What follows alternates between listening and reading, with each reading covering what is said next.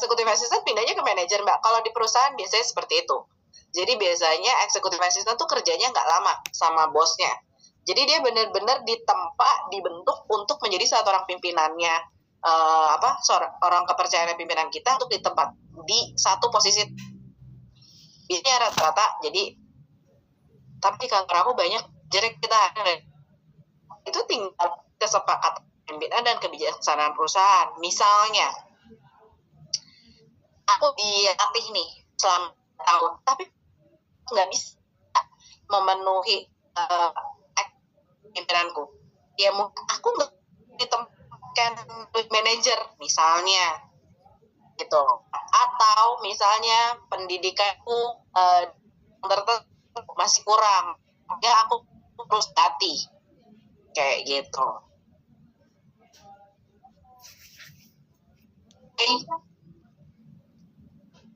Nah, terus itu selain kita juga harus mendukung kepimpinan, cara apa sih Mbak Riana kita mendukung keputusan pimpinan? Apakah dengan pimpinan ngomong A, B, C, D kita langsung iya aja? Enggak. Justru fungsi kita bisa nyaring pimpinan memberikan satu keputusan A, ya, misalnya dari pilihan A, B, C. Teman-teman bisa begini loh, Pak, kenapa ya Bapak pilihnya A? Karena menurut saya dengan yang seperti dengan yang seperti ini saya Bapak kenapa B? Karena penyebarannya atau penjelasannya dari problem ini tuh seperti ini. Solusi yang ditawarkan seperti ini Pak, tapi resikonya seperti ini. Itu tuh udah merujukan untuk keputusan pimpinan kita. Keputusan pimpinan kita ya. Jadi kita yang harus bisa membantu dan mendukung keputusan pimpinan dengan catatan kita menguasai dan sebagai contoh kayak biasanya ya. Jadi kalau executive assistant ya kita lebih banyak dibutuhkan dalam hal yang sifatnya strategis, lebih ke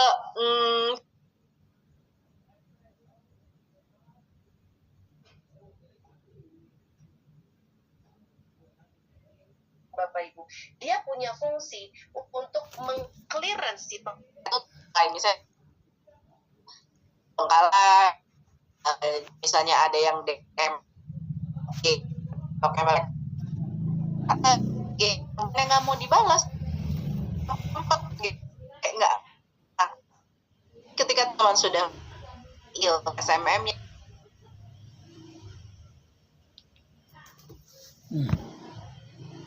kita dari karyawan yang teman-teman jangan kecil hati ya, teman-teman sudah ada di posisi sekarang jadi company ya.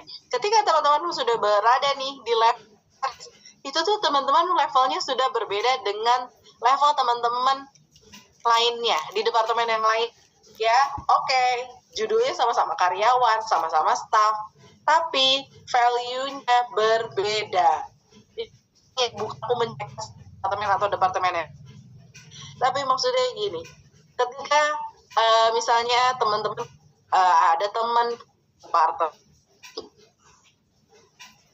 ya gitu kan, mereka sebagai staff melakukan ya sama, mereka juga punya pekerjaan rutin, misalnya mereka melakukan pencatatan, pembuatan data pun itu. Tapi ketika kita juga melakukan hal yang sama, kita melakukan administrasi, kita melakukan laporan petty cash gitu ya atau reimbursement, tapi kita itu bisa harus restoran meeting atau dinner meeting, misalnya mau brunch gitu ya. Saya gini, tapi tempat itu penuh gitu kan,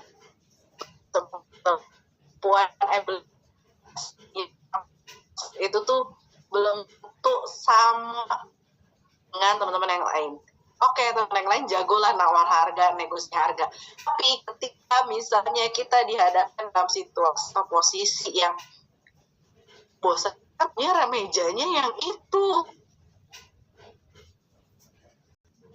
kita dan bisa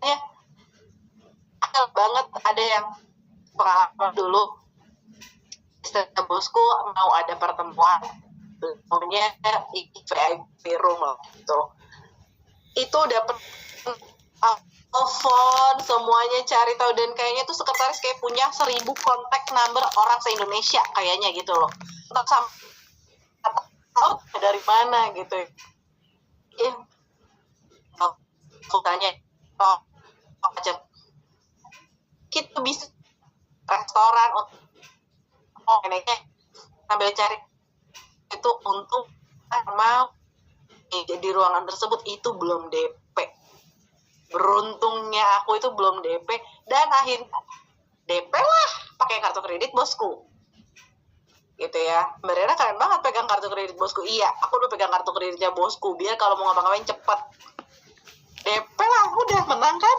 kalau atas nama bosku gitu udah nggak tahu lah pokoknya waktu itu semesta lagi mendukungku tapi aku juga pernah sih bosku mau nonton film dan ini udah satu kebiasaan bosku ya bioskop itu harus banget kursinya tuh di situ lainnya dan beliau tuh kalau nonton bertiga beliau istrinya sama anaknya kan anaknya cuma satu bertiga nih kan kursinya tuh harus 4 karena yang satunya lagi buat tas ya orang kaya ya bebas punya uang ya kan tas pokoknya tuh buat satu kursi itu buat tas duduk gitu lah ya kan kayak kalau dulu zaman SMP naik angkot sekolah disuruh geser kalau nggak mau geser dibilang emang tasnya duduk zaman dulu tuh aku inget banget zaman aku SMP sekarang pas waktu itu pas ada saat kerja ternyata benar ada bayar kursi buat tas duduk nah itu aku tuh udah sampai ke mall tersebut bahkan di depan pintu bioskop itu tuh dari belum buka bioskop misalnya buka jam 10 ya jam 9 tuh aku udah di sana ya dan itu tuh udah banyak banget orang yang ngantri emang nontonnya premier jadi hari itu tuh baru tayang lah filmnya dan bodohnya aku karena aku waktu itu mau pipis emang tuh harusnya tuh pokoknya kayak gak tau lah kita tuh benar-benar harus mengantisipasi kan ya harusnya tuh aku sebelum berangkat kayak pipis dulu atau enggak sampai sana aku pipis dulu aku tinggal dong itu ya ke toilet aku balik tiketnya sold out aduh rasanya aku pengen cari orang yang itu kan aku bayarin tiketnya atau enggak cuman ya gimana pada saat itu benar-benar nggak ada yang semesta tidak mendukung jadi ya dalam pulang dengan tangan kosong siap diomelin siap ditegur gitu ya dimarahin banget enggak sih cuman kayak yang wah masa kamu kayak gitu aja nggak dapet sih gitulah gitu ya begitu terus kita tuh biasanya dulu yang hal yang lakukan ketika aku masih menjadi sekretaris aku tuh aku kadang lupa nggak mengantisipasi kenapa karena nggak terlatih gitu loh sekarang sih insya Allah terlatih ya kalau dulu ya baru-baru belum terlatih gitu aku bilang hal-hal yang seperti ini tidak diajarkan di ilmu sekolah gitu ya. Kalau teman-teman mungkin ada yang masih sekolah ya di prodi sekretaris. Apakah hal ini diajarkan? Ini tidak. Ini nanti kalian harus banyak latihan di lapangan gitu ya. Kalau sudah turun nanti ke lapangan selamat datang ya. Gitu. Terus kita takut manusia orang lain itu pasti akan merasa selalu takut salah. Hingga merasa takut salah kita tuh tidak berani bicara. Kita tidak berani menyampaikan opini-opini pendapat kita. Kenapa sih kita tuh perlu beropini, kita perlu berbicara. Teman-teman percayalah, pimpinan kita tuh bukanlah dewa, ya, bukanlah orang yang serba tahu. Tapi punya banyak pengalaman memang lebih dari kita. Makanya beliau ada di posisinya saat ini gitu loh ya. Kenapa beliau bisa menjadi pimpinan? Ya karena memang ilmunya di atas kita gitu loh. Tapi beliau bukanlah dewa gitu ya. Sehingga beliau pun tetap memerlukan info-info atau opini-opini itu dari kita. Apalagi nih, sorry to say kalau misalnya pimpinannya sudah agak berumur ya teman-teman ya. Pasti untuk kalau misalnya pimpinannya punya usaha bisnis gitu ya. Terus kan sekarang banyak banget marketing yang istilahnya mungkin digital marketing, ada KOL gitu kan ya. Ini kalau biasanya yang sudah berumur pimpinannya dan misalnya tidak aktif bersosial media, itu biasanya pimpinannya itu agak sedikit gaptek. Nah, fungsi kita nih ketika kita usianya di jarak agak jauh ya, udah kayak misalnya usia udah kayak bapak anak, kan kadang bapak sama cucu misalnya gitu ya. Ya situlah fungsi kita ketika kita Pak better misalnya untuk produk apa sih untuk produk yang ini kita coba promosi ini begini deh Pak. Pakai KOL yang ini aja Pak. KOL yang ini niche-nya sesuai kok sama produk kita. Mau coba nggak Pak? Aku dulu begitu. Ketika aku jadi dulu tuh ya ketika zamannya COVID dan udah itu numpuk di luar, mall tutup dan segala macam, akhirnya kita memutuskan untuk online. Tentu saja pada online sangat lucu gitu ya, karena baru ada Shopee, Tokopedia, baru kayak gitu. Sedangkan mau jualan di Instagram sulit kan. Dulu masih banyak yang penipuan gitu loh, udah ditransfer terus tapi nggak bisa ganti kontak apa segala macam lah. Nah, di situ dulu fungsi sebagai mencari harganya berapa, kayak ini niche-nya. Apa kalau sekarang dulu bahasa dulu kalau sekarang tuh bahasanya niche kan ya, kita panggilnya niche bilangnya. Misalnya niche-nya di fashion, lifestyle kayak gitu kan. Kalau dulu sih nggak ada niche-nichean gitu kan ya. Dulu ya cuman bilang aja kalau KOL ini di sini Pak rate-nya sekian, secara followersnya sekian banyak. Kita mau coba nggak pakai jasanya mereka?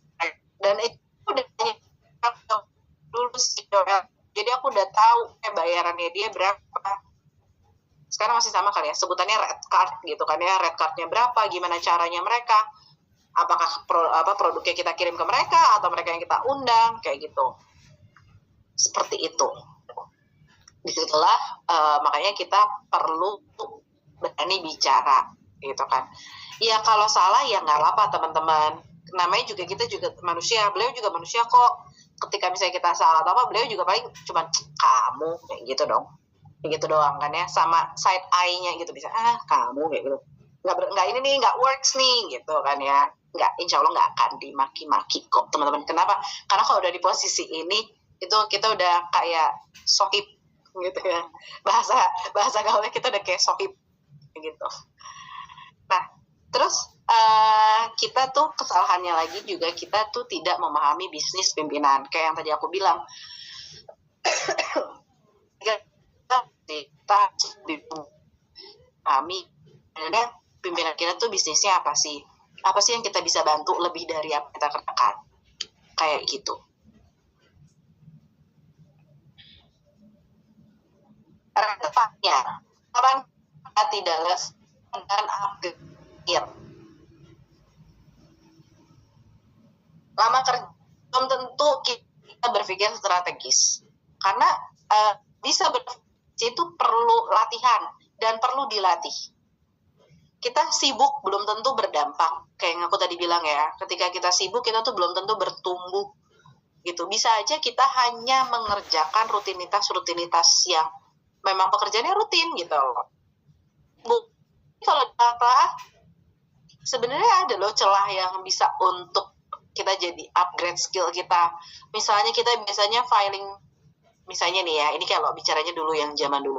Misalnya ketika kita filing dokumen, ketika dulu itu dokumen harus di-copy menjadi 2 gitu kan, simpen yang asli, simpen yang copy gitu kan.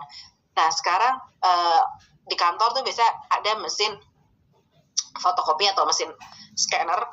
Kalau fotokopi kan biasanya udah satu set dengan scannernya, atau ada juga yang mesin scanner yang besar gitu ya. Nah itu kita inisiatif lah. Oke, kita kan udah bisa nge-scan, kita simpen dong filing kopiannya juga. Oke, copy hard copy kita punya, tapi kita juga harus inisiatif nih bikin kopinya itu dibikin scan copy. Kenapa? Nanti ketika misalnya pimpinan kita membutuhkan dokumen itu loh dengan waktu yang singkat, misalnya saya butuh ini urgent ya gitu. Ketika teman-teman nyarinya di scan kan, di soft copy itu kan teman-teman bisa lebih mudah dan waktunya juga lebih singkat dibandingkan teman-teman harus cari yang bentuknya hard copy. gitu. Dan ini teman-teman ya yang menurut aku paling menyakitkan dan yang paling pahit. Setia belum tentu kita dinilai tinggi. Padahal kalau misalnya dilihat-lihat, kurang loyal apa, kurang mengerti apa, benar? Gitu kan ya. Sebenarnya kita apa sih kurangnya gitu ya, rasanya pengennya ngedumel aja. Tapi pelan-pelan teman-teman, take a look. Kalau teman-teman sekretaris misalnya ikut si bapak atau si ibu sudah lama, let's say sudah lebih dari 2 tahun gitu ya, ketika mana beliau yang sedang tidak bisa diganggu, mana hari-harinya beliau bisa diajak pikiran secara santai. Nah, ketika bisa diajak bertukar pikiran secara masuklah teman-teman ya, dari tahun berapa jabat sama ibu selama kurang lebih 2 tahun nih, boleh nggak Pak Bu saya dikasih feedback ya, untuk meningkatkan skill saya dan apa yang perlu saya perbaiki. Itu pasti kata-kata paling jujur yang akan dikeluarkan sama pimpinan. Misalnya, kamu bagus kerjanya cekatan gini-gini loh, cepat, saya butuh ini juga cepat. Tapi satu, kamu tuh pelupa. Misalnya, itu. Nah, berarti kita tahu, oke, kekurangan kita misalnya sebaiknya kita tahu nih, kekurangan kita pelupa. Tapi kan namanya hati-hati. Jadi, mana yang kadang udah kadang masih nah itu catatan kita teman-teman. Mau teman-teman nyatetnya masih yang di buku catatan atau yang ditulis, atau teman-teman mau simpan di kalender, atau teman-teman mau simpan di notes, nah itu semua teman-teman yang paling tahu bagaimana cara melakukan hal yang lebih baik untuk perubahannya. Kayak misalnya kayak gitu, atau misalnya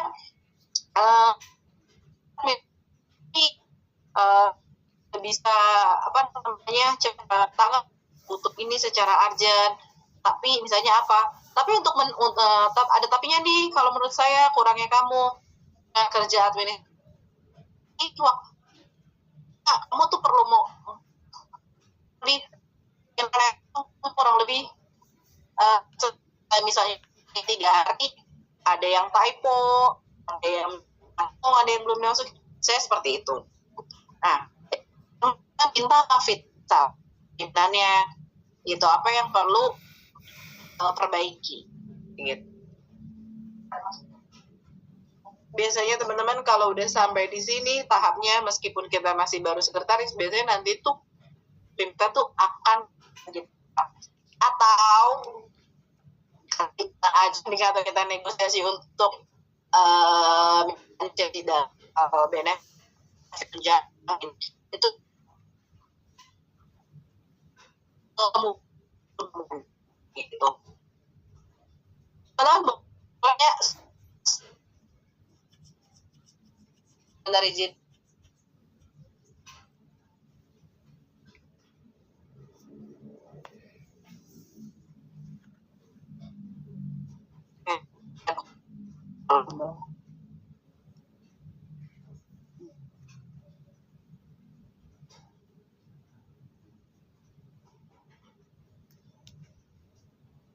karena situasi si user, apalagi kalau usernya udah lansia gitu kan, kita maksudnya A, kita kepinnya B gitu.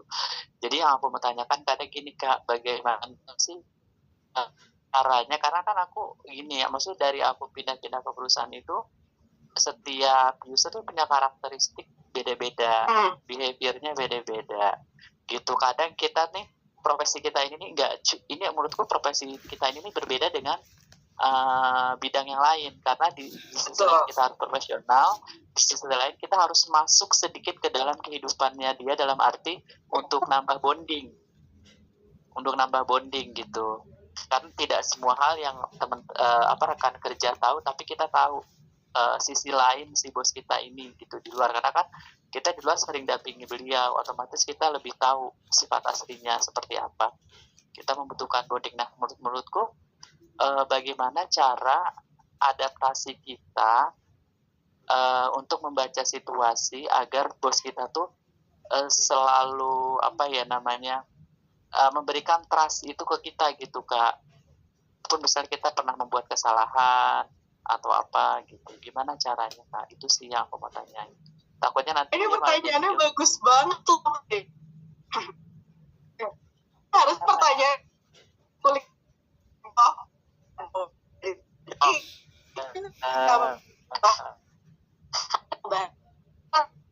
Ada di setiap. Jadi teman-teman gini. Jadi inti pertanyaannya gini kan. Gimana sih caranya istilahnya membangun kepercayaan, membangun bonding bisa sama pimpinan kita, adaptasi. Karena sebenarnya gini, hati kita pun terkadang ada masalah. Hati kita tuh kadang kita baca begitu kan. Gimana teman-teman, balik lagi ya. Ketika kita sudah memutuskan untuk menjadi sekretaris, EA atau PA, teman tuh jiwa servisnya, jiwa berkali-kali lipat di departemen. Apa? Tadi kayak dia bilang, kita tuh mungkin hampir setiap hari sama beliau. Mungkin kita mana caranya? Wajib win kalau teman-teman kesalahan.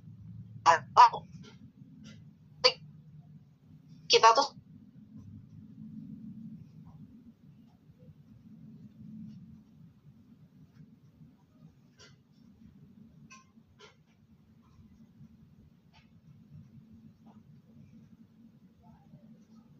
recording in progress. Kita misalnya mau mengaku kesalahan, kayaknya nggak tepat nih kalau ngomongin di sebelum meetingnya BOD BOC, karena takutnya nanti karena lagi mempersiapkan buat presentasi BOD BOC gitu kan, terus kita masuk dengan membawa sedikit problem gitu kan, dan jadi moodnya malah nggak bagus, kita jadi kena omel terus gitu kan. Nah itu gimana? Kita cari waktu habis BOD BOC boleh, atau mungkinnya kayaknya hari ini nggak cocok deh kayaknya, oke kita tunda ya besok. Tapi jangan berlarut ya teman-teman, ingat jangan berlarut. Kita ketika kita sudah ada di posisi tersebut, kita tuh pasti akan udah tahu kapan kita harus bicara, kapan waktu yang tepat gitu loh. Yang tepat banget sih sebenarnya gitu ya, pasti ada miss-nya gitu.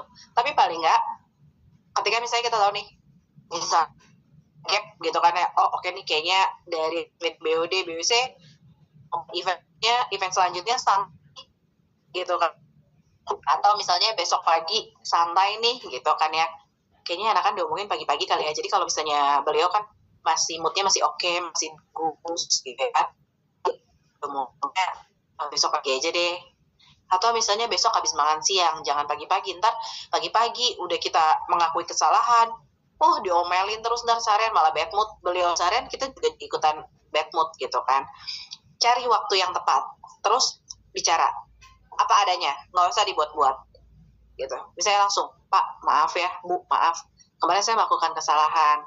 Jadi kemarin ketika Bapak memberikan instruksi saya harus melakukan pekerjaan A, B, C, D, E, saya ada melakukan kesalahan Pak, sehingga pekerjaan A, B, C, D, E ini tidak selesai maksimal atau tidak maksimal lah hasilnya. Tapi saya ada melakukan sesuatu Pak untuk mengurangi kesalahan yang gitu loh. Jadi teman-teman ketika teman-teman melakukan kesalahan, pokoknya teman-teman harus mengakui.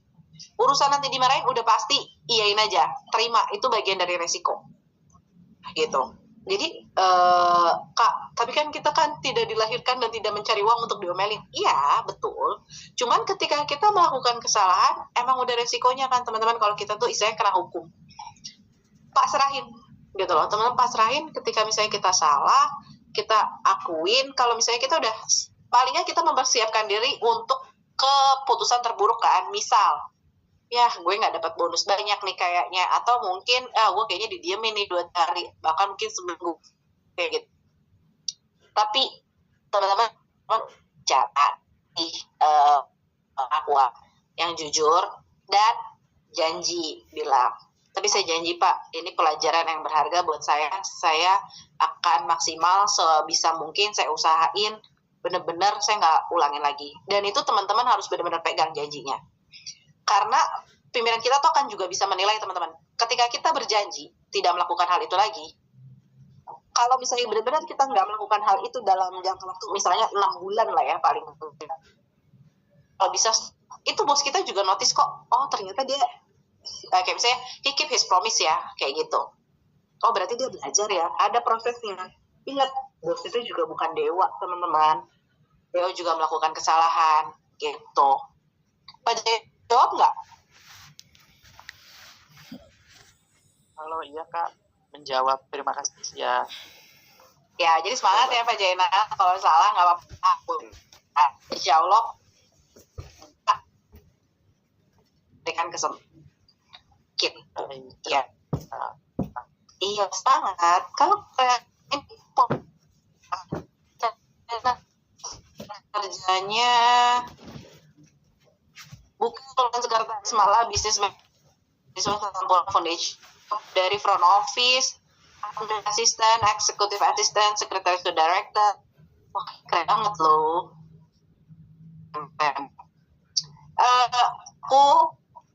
Ketika aku sudah info ke pabrik ini penting menurutku ya, masih single. Penting kenapa? Karena pengalamanku pada saat dulu aku masih single itu ketika ya kita sudah menjadi executive assistant, if it or no, pacaran itu susah.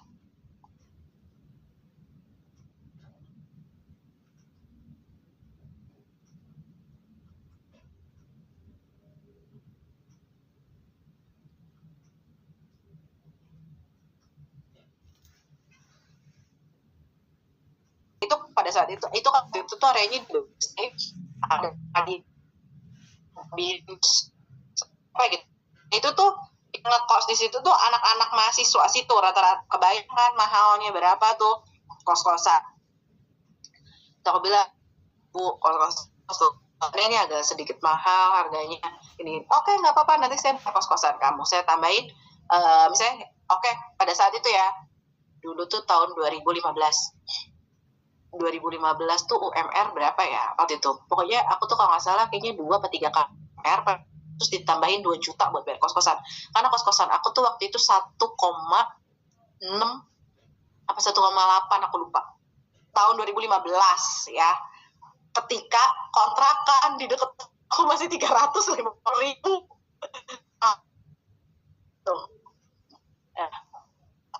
Terus udah akhirnya ya kayak ya lambat laun pokoknya itu sulit banget teman-teman. Jadi aku memutuskan oke, kayaknya nggak bisa lanjut jadi EA atau PA kalau aku menikah. Itu karena kalau perempuan banyak pertimbangan kan, kayak tadi yang Pak Zainal infoan, apalagi kalau misalnya harus bisnis trip. Kalau sudah menikah kan tidak semudah itu ya kita wanita ibu-ibu gitu. Seperti itu. Kak, boleh izin lagi kalau masih single. Dari Riana, Kak izin bertanya, gimana tanggapannya Kakak kalau dari IRT mau jadi sekretaris lagi? Apakah masih ada harapan buat jalanin karir ini? Ada. Ini boleh langsung sekalian Q&A ya, Mbak Riana ya? Boleh. Ada. Iya. Kalau sudah IRT mau menjadi sekretaris, kalau ada kesempatan atau bisa nggak bisa. Tapi tanya dulu sama suaminya, mengizinkan nggak kita untuk menjadi sekretaris? Karena profesi sekretaris itu terkadang kita lebih mementingkan pimpinan kita dibandingkan suami kita. Itu yang aku rasakan ya, realita yang aku hadapi sampai kemarin aku terakhir resign, aku begitu. Dan aku jujur sama pimpinanku, aku bilang dulu ya ketika aku masih kerja, masih single, aku mau nikah. Aku bilang tuh sama pimpinanku, sama bosku, Pak, aku mau nikah. Karena kebetulan waktu itu pimpinanku bapak-bapak. Protektif, lebih dari orang tuaku. Kamu habis nikah, kerja lagi nggak? Itu pertanyaan pertamanya. Kerja Pak, insya Allah. Nikah, punya anak, kerja lagi? Kerja Pak, aku bilang gitu kan. Pada itu tuh bosku punya sekretaris, aku tuh masih hitungannya junior sekretaris ya di perusahaan itu. Aku punya senior. si ibu ada ya, sekretaris itu perempuan juga, aku manggilnya ibu karena rentang usia aku sama beliau tuh 10 tahun sama seniorku. Kalau sama bosku, kalau kata tadi kan Pak JJ itu 7 tahun pada saat itu, terus pimpinan 45 tahun. Aku pada saat itu usianya 28 tahun, 28 apa 29, bosku 62 ya kalau nggak salah. Nah, senior banget kan bosku, tapi bosku tuh high tech banget gitu. Aku bilang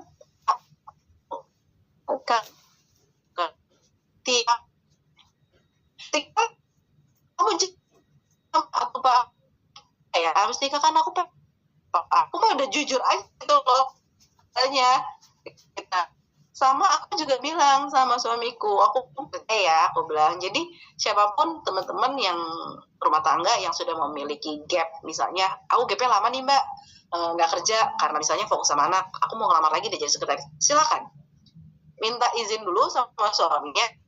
Insya Allah kalau suaminya sudah merestui, udah oke, insya Allah lah aman, jalannya lancar kayak gitu. Aku dulu begitu, sampai bosku tanya, kamu calon suaminya yang mana? Dia bilang gitu kan, dia kerjanya apa, bagus nggak kerjanya, sampai ya nih aku punya postingan, aku calon suamiku dulu ya, yang sekarang jadi suamiku, itu tuh di feed Instagram, maksudnya di tubuh paling bawah, jam 2:30 pagi ya, aku nge-WA, cuman ngirimin screenshotan yang aku fotonya sama pacar aku itu, sama suami aku ya, dulu belum suami, dia WA-nya cuman gini doang, aku jam 2:30 pagi ya, itu Riana, ini bukan pacar kamu, itu cuman begitu doang. Aku ya balasnya ya setelah bangun tidur lah ya, habis sholat subuh aku balas, aku bilang, terus aku bilang, aku bilang gini, kenapa nggak boleh saya scroll IG kamu? Ya udah ditanya gitu kan, jawabnya cuma bilang ya nggak apa-apa sih Pak, kan cuma bisa bilang kayak gitu ya, kayak waktu pas awal-awal Instagram gitu. Terus aku concern banget dulu sama followers, ya ampun, aku sampai capek, aku aja tuh sampai capek yang gue aja yang punya Instagram yang anak udah nggak begini-begini amat, ada yang follow ya bagus, gak ada ya udah gitu ya. Terus Rena, kok followers saya berkurang 1 ya? Apa juga sosmed bapak kan aku bukan yang pegang ya pada saat itu. Aku coba deh Riana follow saya. Aku tuh dulu tuh kalau saya harus berpimpinan di media sosial gitu ya, karena saya pengen ngomong yang aneh-aneh nggak bisa ya. Kayak gitu kan, kayak gitu susah kan. Terus udah gitu udah ya kan, nggak, aku sih nggak suka gitu ya kan. Ya namanya kita kan manusia biasa juga ya, sama ya, namanya pengen kadang berkeluh kesah gitu kan, takutnya kebaca sama beliau gitu. Terus aku akhirnya gini, coba deh kamu follow saya deh, bertambah nggak followers saya? Ya bertambah. Coba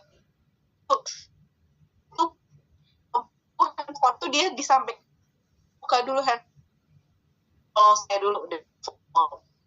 Oh iya, 6 tadi berkurang, dia bilang kayak gitu. Tuh kita follow-followan gini nih, kata dia, ya kenapa emang kamu nggak mau follow-followan sama saya? Aduh, mantan pimpinanku masih berteman di media sosial.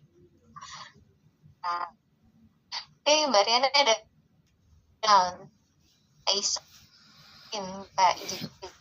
dari resign dari kantor sebelumnya sebagai resepsionis. Tapi saya tertarik nih untuk apply ke personal assistant atau sekretaris. Apakah bisa? Bisa.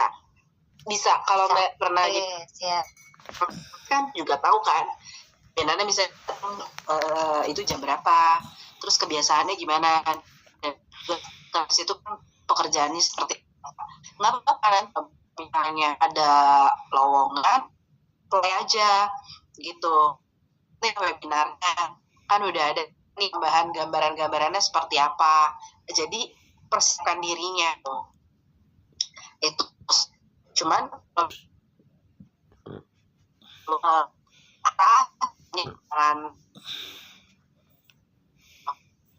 saya misalnya yang paling aktif nih, ini deh nggak cocok dulunya, kayak aja dulu sampai interview itu kan teman-teman masih belajar kan, sekarang masih banyak banget. Jadi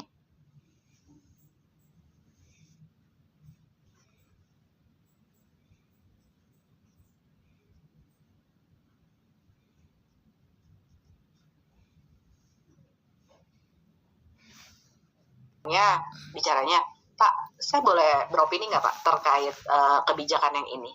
Misalnya bosnya dibilang, boleh, kenapa? Menurut saya Pak, kayaknya kebijakan ini akan lebih bijaksana. Nah, bahasanya diatur ya teman-teman, gitu. Jadi kita belajar diplomatis. Kayaknya akan lebih bijaksana kalau misalnya kebijakannya poin yang ini berubahnya kayak gini Pak. Intinya sih akan tetap begini Pak, tapi kalau misalnya poinnya dirubahnya seperti ini kayaknya lebih bijaksana Pak. Enggak, karyawan baca ini tuh pasti nggak usah karyawan, perhatikan karyawan kan, perhatikan karyawannya, kayak itu ya Kak ya. Gitu. Mudah-mudahan jawab ya kalau dia ya. Oke, Mbak Riana ada slide lanjutan? Ada, sebentar Mbak. Oke. Ini value manusia di peran executive assistant ya. Kita harus bisa executive thinking, judgment, prioritizing, strategic communication, business understanding. Seperti yang tadi disampaikan sama Mbak JJ ya. Komunikasi dua arah, bonding, tapi tetap perlu strategi. Gitu. Karena kita nyeli gitu. Oke. Soalnya bukan kamu yang tidak mampu, tapi terkadang kita itu nggak tahu arah upgrade-nya harus seperti apa, kemana. Kita punya roadmap, nggak kantor yang ngajarin, dan sistem belajar seperti itu. Perhatiin aja ntar.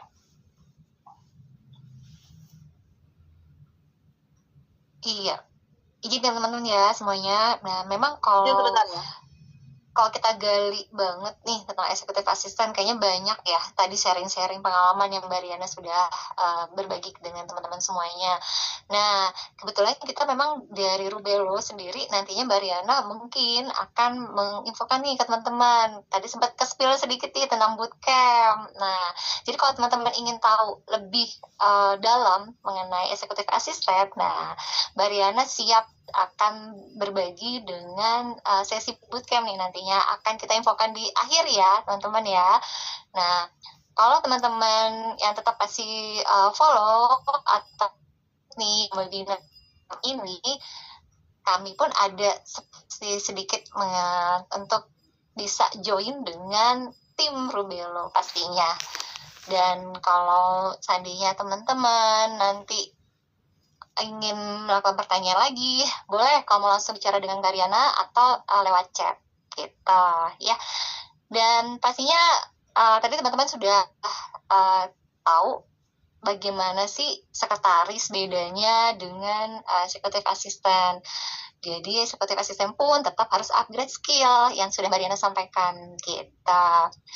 Dan saat ini kalau misalkan teman-teman ingin upgrade skill Rubelo, kita ada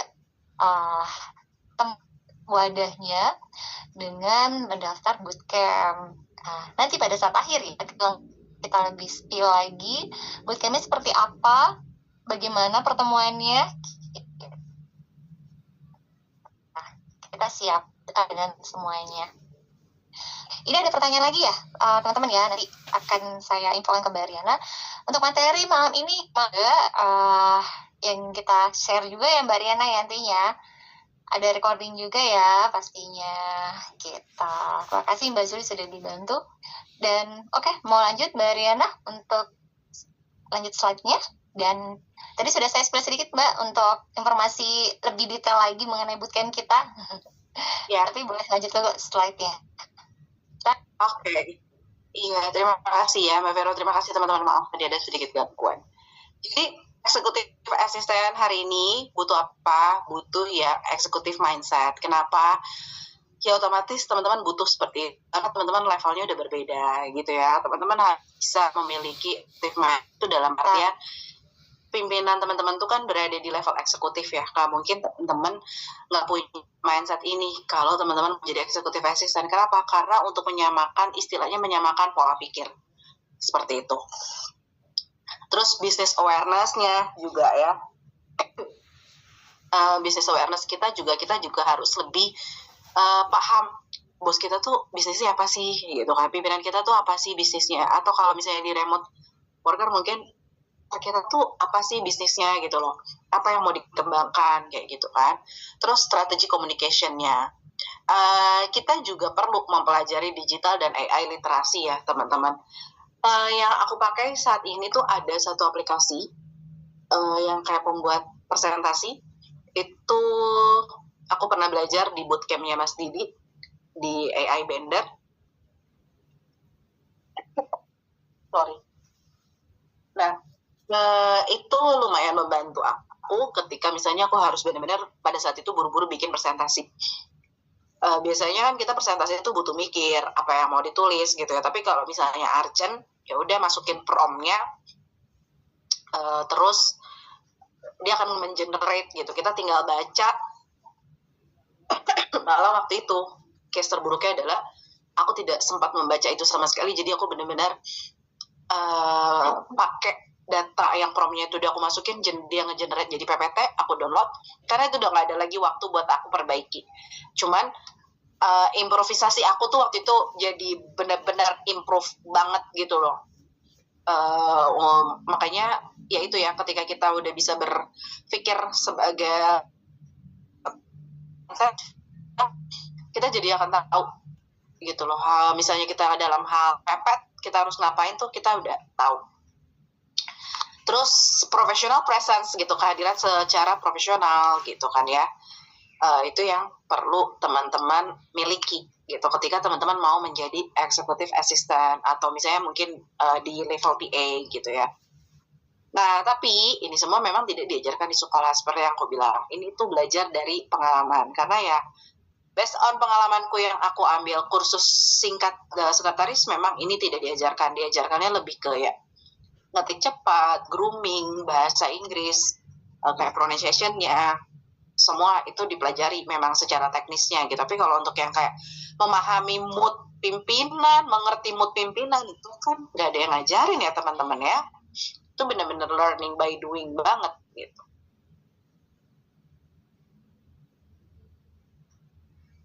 Aku juga pernah ada di fase ini, pernah banget gitu ya. Dan pernah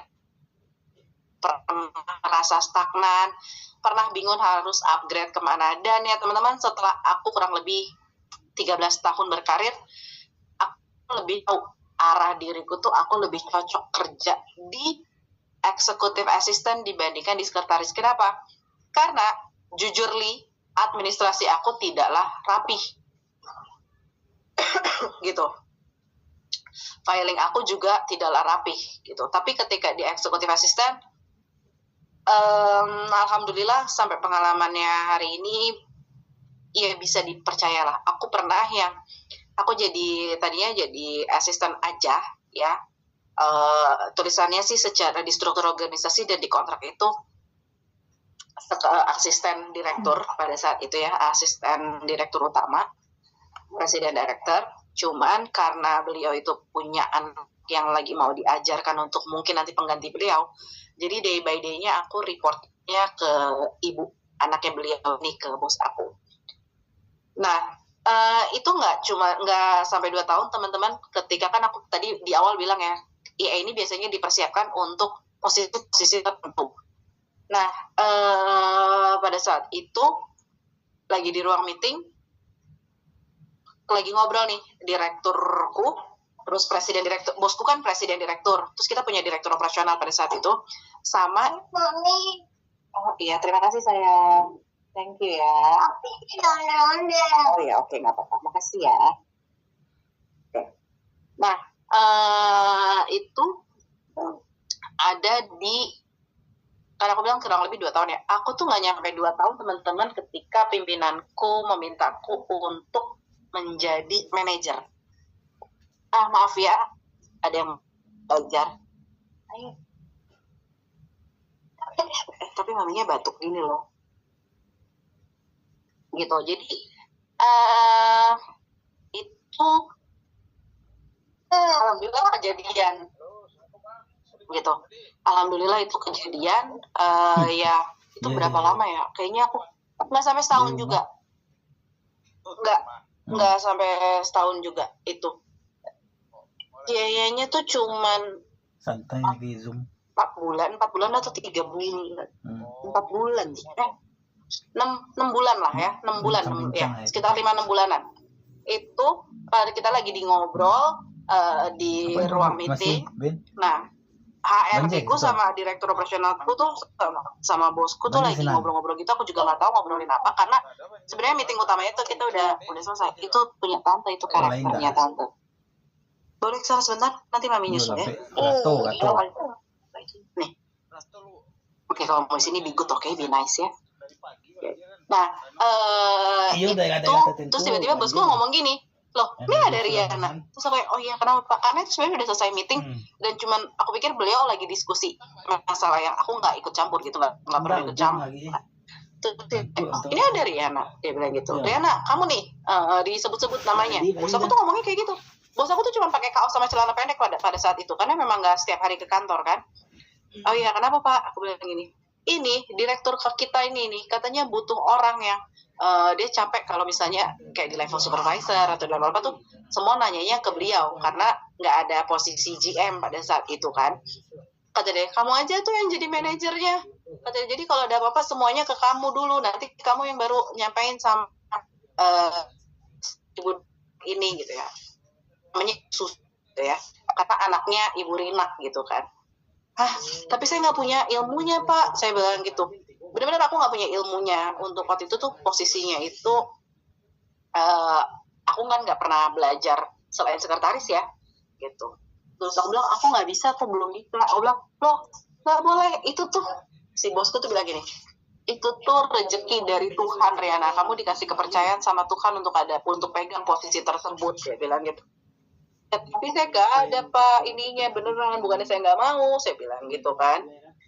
Cuman saya gimana sih, kita nggak pede kan, kita nggak punya ilmunya, nggak punya sertifikasinya, nggak apa gitu kan. Nah, udah terus udah gitu, udah nggak apa-apa, nanti kamu kalau misalnya perlu apa-apa kamu tanya sama saya. Kamu belajar tuh sama Bu Rina atau sama Bu Susi. Ya, udah cuma bilang gitu. Kita mau semua tuh. Tulis aja itu di organisasi, tulis tuh namanya Riana di organisasi. Sesimpel itu loh teman-teman, kayak ngomongnya enteng banget ya. Kita yang mengemban tanggung jawabnya kan tidak semudah itu ya. Sampai aku tuh diem-diem WA ke si Bu Rina, aku bilang, Bu, tadi masa ya aku meeting sama si Bapak ya. Terus Bapak ngomong kayak gini, Ibu tahu nggak? Nggak tahu Riana, saya nggak tahu. Itu anaknya loh yang biasanya aku report day by day. Ini beneran, nanti saya bilang sama Bapak deh kalau misalnya benar kayak gitu, saya minta tunjangan kamu dinaikin ya, gaji kamu dinaikin. Saya nggak minta apa-apa loh, saya aja masih bingung kan sama apa namanya posisi barunya itu. Terus sampai saya ini harus sekolah nih, saya harus kursus singkat. Paling nggak kan kalau misalnya ntar dihadapkan di supervisor nanya itu ke saya, kan saya harusnya paling nggak punya ilmunya gitu ya, biar nggak dibodoh-bodohin lah istilahnya gitu kan, biar nggak dibohongi. Saya nyari-nyari itu ya, khususnya tuh dulu agak sulit, saya bilang, Bu, kayaknya sih perlu sekolah. Saya ngomong sama atasan saya kayak perlu sekolah deh Bu. Saya bilang, oh iya, kamu mau sekolah di mana? Kamu cari deh sekolah di mana, nanti saya ajuin ke kantor untuk biayanya. Sampai akhirnya tuh ketika bos saya kan datangnya tuh setiap habis pulang golf ya. Terus kita udah bete sebenarnya gitu loh, hari Sabtu kita pulang jam 1, tapi bos aku tuh baru nyampe kantor 2:30 gitu loh. Udah bete kan ya nungguinnya ya, harusnya kita udah nyampe mana tahu gitu kan. Udah, terus dia tanya, gimana Rena? Iya Pak, saya jalanin sih ininya, tapi saya nggak punya Pak ilmunya. Udah, nanti kamu belajar sama saya gitu. Ya kan tidak segampang itu ya. Dan ya itu pengalaman aku yang paling luar biasa sih sejauh itu gitu ya. Terlebih misalnya benefit dibaliknya ya kita makan di restoran, ikut yang restoran mewah misalnya seperti itu. Terus juga kenalan kita juga koleganya lumayan bergengsi itu ya. Itu sih teman-teman. Jadi ayo, siapa yang mau naik ke jadi eksekutif asisten karirnya? Kehilangannya rumah atau di jalan. Nah, jadi upgrade karir bukan sebuah sistem, upgrade karir itu butuh sistem ya teman, bukan coba-coba. Karena kalau coba-coba salah, kita bertaruh dengan bertaruh dengan pekerjaan kita ya. Mbak di sini siapa yang mau jadi IE ini? Setelah mendengarkan aku berceloteh panjang. Atau dicuri orang? Iya banyak nih Mbak. Oke. Ini aku baca chat nih Mbak Vera, ada dari Kak Fiza Fitri. Kak, aku mau tanya kalau PA yang desain di rumah bos itu title-nya apa sih Kak? Dan job desk itu kayak kepala RT jadi kalau pengalaman aku job desk-nya kayaknya iya kali ya kayak kepala ART gitu ya. Waktu itu namanya tuh lowongannya, percaya nggak nih teman-teman? Lowongannya pada saat itu tuh sekretaris kalau nggak salah, lupa aku. Ya itu yang rumahnya bosku di PIK itu. Dan itu persyaratannya ya, kalau aku nggak salah ya, seingat aku persyaratannya tuh sangatlah mudah. Bisa bahasa Inggris, sarjana, bisa mengendarai mobil, punya SIM. Aku punya semua itu. Cuman kan kayak, gila nih serius nggak sih ini perusahaan syaratnya seperti itu. Teman-teman belum pernah kan pasti ngelamar kerja yang syaratnya cuman kayak gitu doang. Itu aku pernah tuh sekali itu. Nah itu. Nah, terus udah gitu, aku interviewnya di kantor, seperti biasa prosesnya di kantor.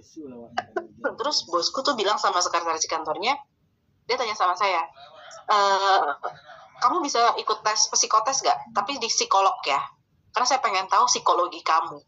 Jadi tes psikotesnya tuh bukan yang angka atau apa sih rekening, bukan apa sih namanya yang nomor yang berhitung ke atas lah, pokoknya sederet psikolog tes itu ya, bukan psikotes maksud aku.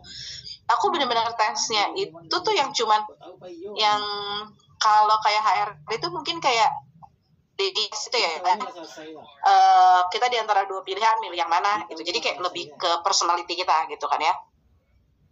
Nah itu psikotes yang aku jalanin, aku datang ke rumah psikolog ya, sampai bosku tuh bilang gini sama sekretarisnya pada saat aku tes itu, ini tolong Riana ini dikasih transport ya buat nanti ke psikolog, karena rumahnya di Kelapa Gading. Dia tanya, kamu rumahnya di mana?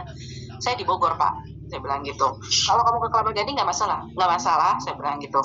Kalau nanti kamu kerjanya harus di daerah Jakarta Utara, di antara PIK atau Sunter, kamu nggak masalah. Ya nggak masalah Pak, karena pada saat itu aku single, aku pikir aku bisa ngekos kan.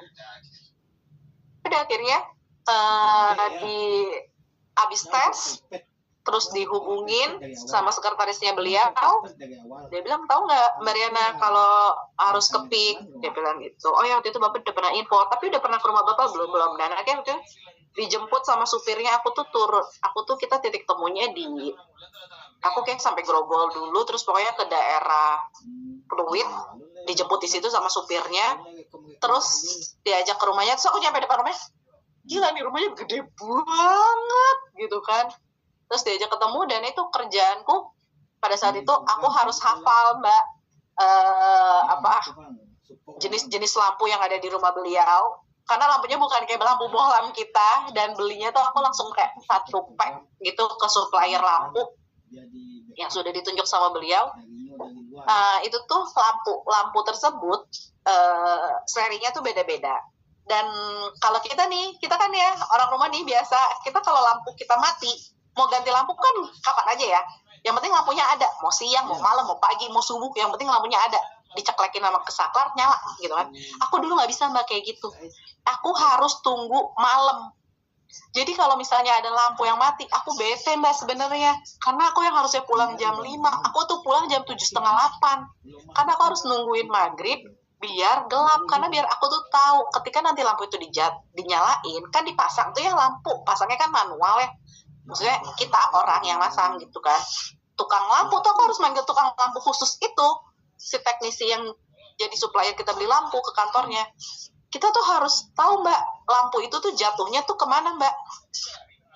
Jadi tuh kalau Mbak ke galeri art, kayak ke tempat-tempat lukisan, itu kan ada lampu yang menyorot ke lukisan gitu ya. Nah, di tempat bosku itu, dia dinding temboknya itu nggak boleh ada paku. Jadi kalau dia mau naruh lukisan tuh dia udah ada tempat-tempatnya. Jadi ada relnya sama nanti tuh ada seling bajanya yang tipis gitu loh, yang membuat ngegantung foto atau lukisan. Kayak galeri art gitulah modelannya. itu lampu yang kalau misalnya box itu mati, aku juga harus tahu titik center tengahnya tuh kemana gitu. Sampai sebegitu ya Mbak. Jadi aku harus tahu tuh lampu itu yang untuk di daerah-daerah ini tuh lampunya pakai halogen yang mana, atau misalnya derajatnya tuh yang berapa. Itu aku udah harus hafal. Waktu itu pernah kita ada sedikit renovasi rumah karena cuma ada apa? Tikus. Jadi beliau ngeliat tikus lari di atas kolam renang. Renovasi itu sedikit, cuman kayak misalnya nyari tikus itu lubangnya tuh di mana, itu seharga satu rumah subsidi pada saat itu ya 2015. Dan saya di WA dulu beliau maunya pakai BBM, dan ya BBM saya dulu nggak pakai BBM, cuman kan dulu BBM bisa di download di Android kan, dan teman saya di BBM itu cuma bos saya itu doang. Jadi saya udah tahu kalau BBM saya bunyi ya bos saya doang pasti yang hubungin gitu kan. Dia tuh hubungin saya jam 10:30. Saya masih ingat banget itu kejadiannya. Saya di kosan jam 10:30, saya kebetulan belum tidur pada saat itu, baru mau tidur. Bunyilah nih si BBM, ping gitu kan ya. Bunyinya kan khas ya, dia kan. Dia cek, saya buka nih WA BBM-nya, dia bilang, Tiana besok tolong ya siapin steger. Dan beliau rumahnya punya steger. Apa sih bahasa kerennya steger? Pokoknya steger lah itu, scaffolding ya. 3-4 set. Rumah mana yang punya steger? Kantor aja kadang cuma punya 2 set, dan itu juga kondisinya juga pasti udah rada-rada tua. Bos aku punya baru 3-4 set apa berapa set aku lupa, tinggi karena selling beliau dari lantai 1 ini ke lantai 3 tuh ada yang kayak langsung lowong gitu, jadi benar-benar butuh tinggi kalau harus kayak ganti lampu segala macam. Dia bilang nih kayaknya ini ada tukang yang dia rapihin masuk ke plafon dan mungkin lampunya kesenggol sehingga tepat cahayanya jatuh itu tuh gesernya gak banyak Mbak itu. Jadi ya udah kita harus datang lagi deh, itu malam kayak gitu. Itu tuh ya luar biasa sih pengalamannya gitu. Dan kalau ngurusin pembantunya enggak, tapi aku lebih ke ngurus waktu itu misalnya driver mau pergi kemana, aku ngurusin asuransinya driver, asuransi mbaknya. Terus ya itu kadang aku sih nggak ngecek ya kalau mbaknya bersihin kamar atau apa, karena memang udah kepercayaan bapak ibu itu beliau. Dan nyata adanya sih itu ya, yang misalnya orang kaya anaknya 1 di rumah sama banyak pembantu tuh ya emang itu ada. Aku udah ngalamin itu gitu. Jadi kalau dulu bos aku bilang saya mau pergi dulu ya Rena, misalnya ke luar negeri, dia bilang saya cuma tanya berapa lama Pak Bapak mau pergi ke sana, terus dia pasti balik tanya saya kenapa, karena saya mau ngecat rumah. Jadi kita nih kalau di rumah kita tuh sapu atau nggak gagang kan kita suka nyenderin ke tembok, di rumah beliau nggak boleh gitu, nggak boleh ada garis lah gitu. Jadi kadang kalau ada garis, dulu OB-nya itu aku udah suka keliling tuh ya, kerjaanku tuh hampir tiap hari kelilingin tuh 3 lantai gitu kan. Kalau ada yang modelnya kayak garis, tacap gitu, bukan aku yang melakukannya gitu, dan aku yang mengatur seperti itu. Jadi kayak misalnya setiap hari Sabtu ada tukang kebun, aku udah pesan nanti tukang kebunnya datang, Pak nanti hari ini ngerjain ini, aku bilang gitu kan. Udah nanti aku tinggal cek, yang bayar tuh bukan aku sih, aku uangnya aku keluarin dari PT Cash aku, tapi yang bayarnya ART-nya itu. Nanti kalau PT Cash aku udah sedikit, aku tinggal laporan gitu sih. Aku dulu kayak gitu yang pas aku jadi di rumah ya, itu yang paling unik.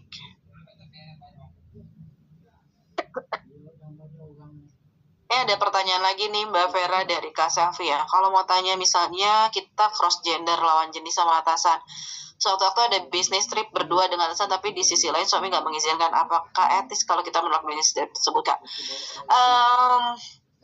Ini susah sih ya.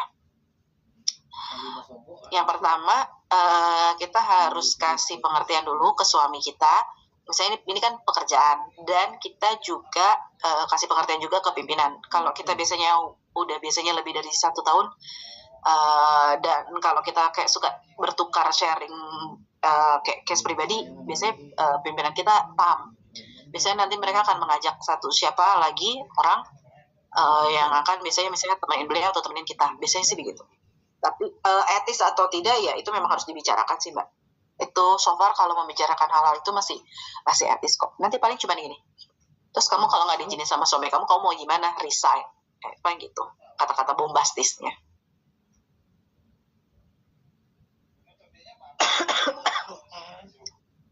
Ada lagi nggak sih? Ada yang belum pertanyaan?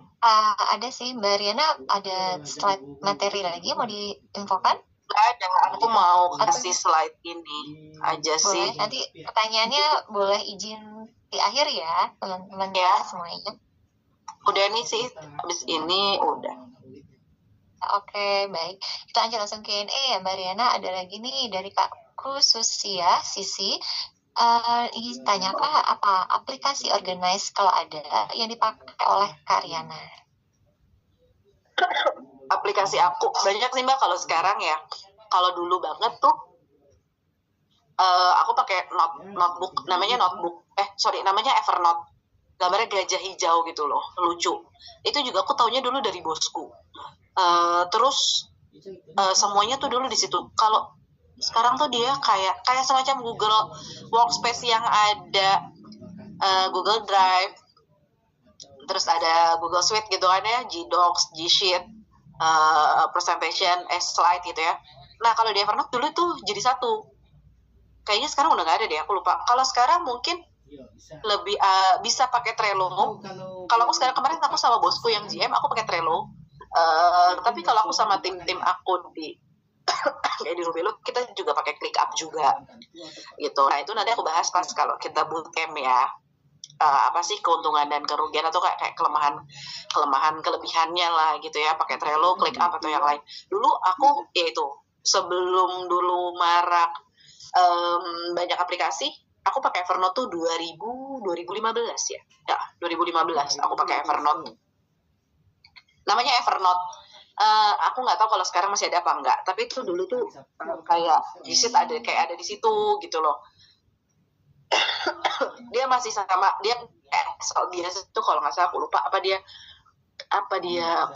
convert juga ke G-Sheet, aku lupa, tapi itu dulu Evernote aku pakai itu.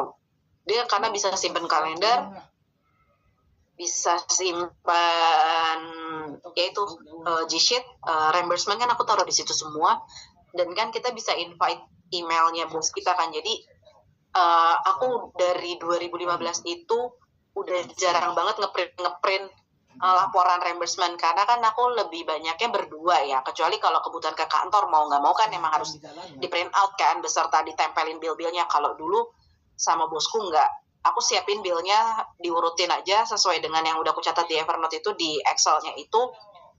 Udah aku tinggal minta uang sama bosku, dan dulu bosku tuh kalau ngasih uang ke aku tuh pakai amplop panjang gitu loh Mbak, manual banget ya. Dan aku udah tahu kodenya di amplop panjang. Kalau dia garisnya 1 berarti isi uangnya 1 juta, aku udah nggak perlu hitung lagi. Kalau garisnya 2 juta, kalau garisnya ada titiknya misalnya garis 1 sama titik bulat gitu, itu berarti 1,5 juta gitu. Jadi dia cuma tanya, kamu beruang berapa Riana? Saya udah WA biasanya malam, Pak saya laporan reimbursement, saya udah saya taruh ya di Evernote, saya butuh uang cash besok misalnya 2,5 juta,